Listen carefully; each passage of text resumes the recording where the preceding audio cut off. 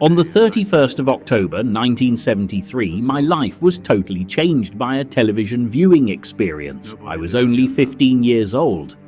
ITV transmitted the first episode of The World at War, a 26-part colour television series to be broadcasted weekly over the next 6 winter months. It not only acquainted me with the documentaries of World War II, but it also introduced me unknowingly to the voice of Laurence Olivier, an actor who would play a part in my life a mere 10 years later. The World at War cost about £900,000 at that time, the equivalent of circa £15 million now. Colour footage was expensive to license and collect, but it was a breakthrough production. 4 years of work until it hit the small screen. Over 50 years later, and after burning most of my cash and some of my soul, the book is out in English at 155,000 words, and it is already being translated into French. The television series as the book is called World War II: The Call of Duty, a complete timeline. As near as fiddly, World War II broke down into 24 times 3-month periods, enabling me to make the somewhat bold, if not crazy, plan to produce an episode per quarter per annum from September 1939 to September 1945. It is the final volume of my work over the last 15 years to create some sort of rival series to the classic I use as the benchmark for my war programs, and now it is colorized. It is down to the judgment of viewers, time and history, to see if my pension fund gets restored to its once former glory. Following this short announcement is the opening sequence to episode 1. And I hope it interests you enough to hit the links and run with my work, where you are able to subscribe as you choose, hit notifications, and comment as realistically as you want. I'm pretty sure I have ironed out any creases, but a piece of television work lasting in the region of 24 hours will likely have a bump or two that I am sure will be pointed out to me over time. In addition, there are 24 audiobooks on the Liam Dale Audiobooks channel for those who snooze or cruise listening to such volumes. The links are all in the description. I mentioned my introduction to Sir Laurence Olivier R.I.P., that doyen of the movies and considered one of the greatest theatrical actors in history.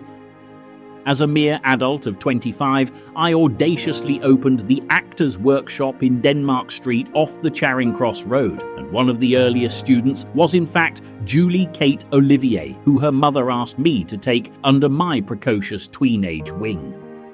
There were a surprising amount of famous thespian offspring attending my workshop, but that is a story for another day. Baron Olivier's personally signed cheque arrived to pay for the course, and I overcame the urge to just keep it as a souvenir, instead photocopying it and framing it. I was too skint at the time with West End rents to be so noble. To close, a few weeks later, another well-known actor, Denham Elliott, had to postpone a workshop due to filming, possibly Raiders of the Lost Ark, but I could be wrong with this date.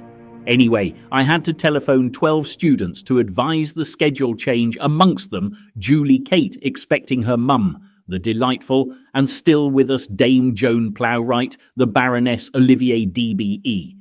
I was shocked when the phone was answered by the immediately recognisable Dad himself, as I tried to so casually relay the news of a changed schedule. I had to hold while I get a pencil, darling, and I can safely say it is the only telephone conversation where I sprang to my feet and stayed there until the receivers were downed. And yes, I have spoken with Buckingham Palace on several occasions in my career, but Sir Larry is the only call I was ever at attention for. This work is my tiny tribute to the personal connections with this icon of theatre, and my tribute to those who came before me at ITV, as in my twilight years I dare to present, as far as I know, the only 24-hour World War II series in existence. Since that 50-year-old plus classic. Welcome to the Call of Duty, and my thanks, Liam Dale.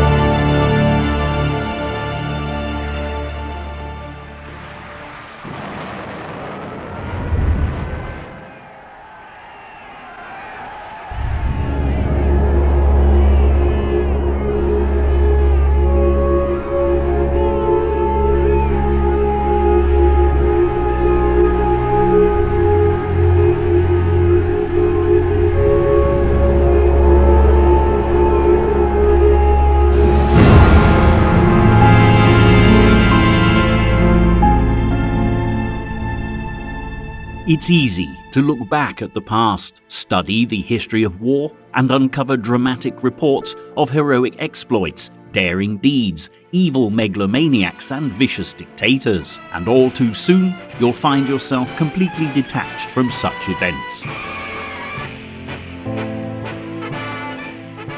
The turbulent wars that took place so long ago seem to have little connection with reality, will in fact often be the stuff of legend.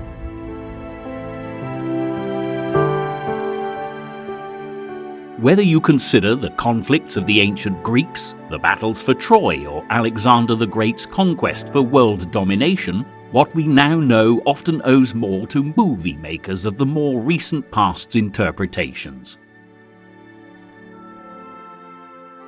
War is about heroes, glory, and a rip-roaring story, and invariably the true horrors of human conflict are lost in the telling.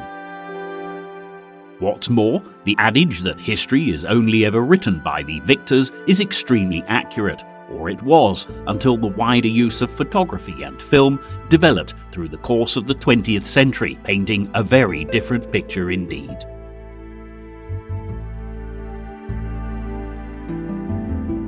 So, to really understand the concept of war on a global scale, the World War II years of 1939 to 45 provide perhaps the first complete overview of man's inhumanity to man, alongside the bravery and heroism that show the very worst and the very best facets of human nature.